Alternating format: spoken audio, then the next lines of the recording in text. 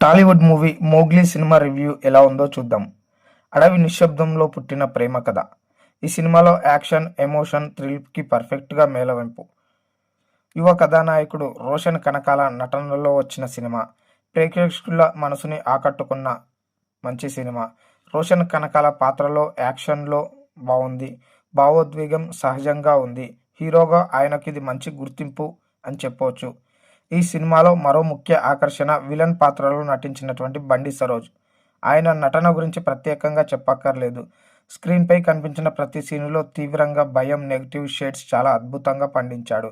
Hero villain మధ్య వచ్చే కొన్ని సన్నివేశాలు చాలా అద్భుతంగా ఉన్నాయి. విలన్ పాత్రను కేవలం ప్రతికూలంగా కాకుండా ఒక బలమైన క్యారెక్టర్గా తీర్చిదిద్దిన విధానం దర్శకుడి ఆలోచనకు మంచి మార్కులు వేస్తోందని చెప్పవచ్చు. అడవి నేపథ్యంలో అద్భుతంగా చూపించిన సినిమాటోగ్రఫీ, కథలో